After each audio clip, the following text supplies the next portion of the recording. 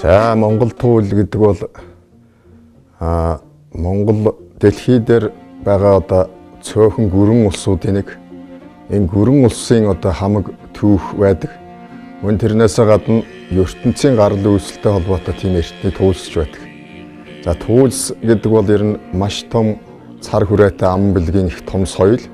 За тэгээд туулийг одоо энэ социализмын үед цэндийн дамжсрангуул гэрийн чатер гэж нэрлэж байсан. Тэгэхээр туул сайлах, туульс гэдэг урлаг бол дотроо маш олон зүйлийн соёлыг агуулсан одоо ам бэлгийн ийм том соёл болж тарж хамаа. За тэгээд Монгол гэрт туул хайлахын өмнө алтаа магтаал заавал хайлдаг. Энэний гол үндсэн шалтгаан нь болохоор алтаан тэр уул усыг баясгадаг алтаа магтаал маань айл гэрт ирж хайлахад хүндддэг. Тийм учраас энэ төрийн хэмжээний ёслол тайлдаг туул, уул усны тахилганд тайлдаг тэр туульсыг эрт авчирч хайлахад алтаа магтаалыг хайлснаар тэр уул усны эзэн савдаг лусууд одоо баясаж, за тэр лусын эзэд доод 8 аймаг дээд огторгуун одоо тэр шүтэлцээ одоо тэр айлд буян хишгээ хураадаг, зөөлж өгдөг туур хайлсан туул маань тэр айлд одоо маш сайхан тийм одоо ёроол хишиг болж одоо үлддэг ийм л ач холбогдолтой байна. Алтаа магтаал дотор бол 4 цаг мал сүрэг, нутаг орон. За тэр нутаг орон дотроо тэр маш их өндөрлөг уусаас ахуулаад намдор газар хүртэл одоо маш сайхан байглаа зурж өгч. За тэр байгалыг зурхтаа бол одоо жишээлбэл би нэг шүлэг хэлэлт мосон мөрөгтэй 80 сүвтээс мөнгөн аршаан ундргалсан гэж.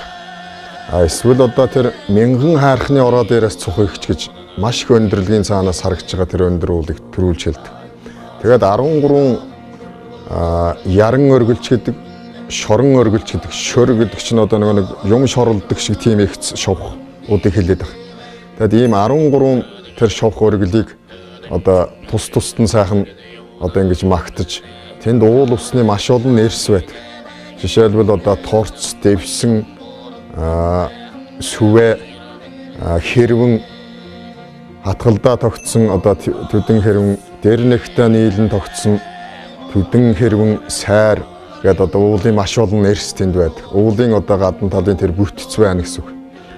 Оноос нь нэрх юм бол маш олон нэр бий. Мэдээж ачилтаа дурсан 13 цагаан уул, тэнгэр багамдсан цастаа цагаан уул, сүмбэр цагаан уул, огторгуу тулан сүндэрсэн гүрмэл хар уулч гэдэг юм. Ингээд маш олон янзын уул хайрхнууд энэ алтаа магтаалд гардаг. Тэгээд одоо тэр 4 цагийн эргэлтэнд Монгол нүүдэлчд одоо тэр мал сүргээ одоо өсгөж байгаа тэр амьдрал тэр одоо жишээлбэл нэг сайхан шүлэг байдаг. Хотхор хар үйлэн зангирч хурын аршаан ховлон бууж хан тэнгэрийн цахилгаан цахиж хар лустын үүдэн онгоч хурын аршаан нэвчтэл шимэлж хангар хөрстэй дэлгэрэн дэвтэж одоо тэндээс эмийн олон цэцэг эрдний олон ургамал ургасан тухай ингээд цогц утгыг тэр 5 мөрт шүлгэн дотор ингээд байж ах жишээтэй. За Монгол туульс бол тэр 4 мөртөд дээрээсээ захирагддаг. 6 мөрт, 8 мөрт, 12 мөрт, 16 мөрт хүртэл ингээд хайлж уртаар явж бас болдог. За тэгээ Монгол туульс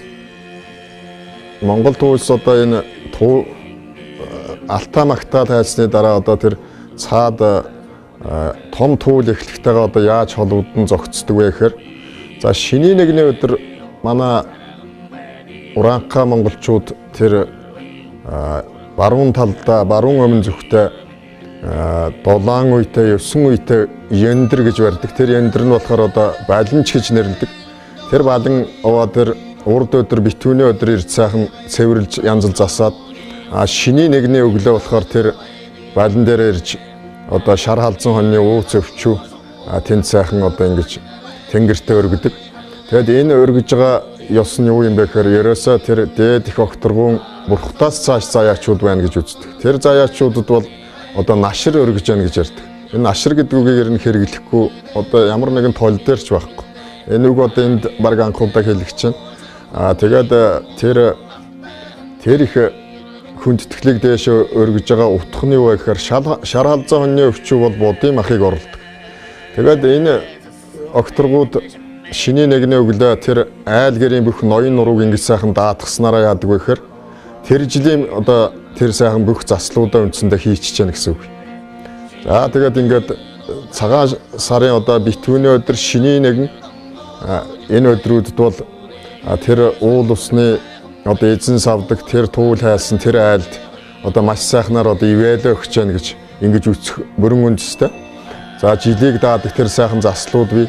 За дээрхэн үед одоо манай удам судрын болоод тэр өөр галын том туулчд бол туул хайлаад тэр айлын галыг гол нь маш их засч өгдөг байсан. Ер нь хамгийн том шүтээнийг айлын тэр гал голомтонд байна гэж үздэг байсан. Тэр хойморт байгаа шүтээнээс илүү гал голомт бол тэр айлын хамгийн том шүтээ. За тэгээ шиний нэгний өглөө тэр ууланд гарч ууланд бүх айл хот айлын бүх эрчүүл тэнд очиж золгодог учраас тэнд одоо буцаж ирээд хоорондоо золгох тийм ажил зөвхөн л нөгөө эмэгтэйчүүд үлдсэн тэр галаа манж үлдсэн улсуудтайгаа золголт хийдэг. Хээр эрчүүл бол бүгд золгочдөг шиний нэгний өглөө. Бүгд өөр өөрсдийн уулын идэг авч очно. За ингэснээрээ тэр алтан дэлхийгээ их баясгаж байгаа юм. Тэр дээр нь маш олон жигүүртэн шуудын уран дуудлага бас ирж яадаг хаврын өрөө орж байгаа учраас.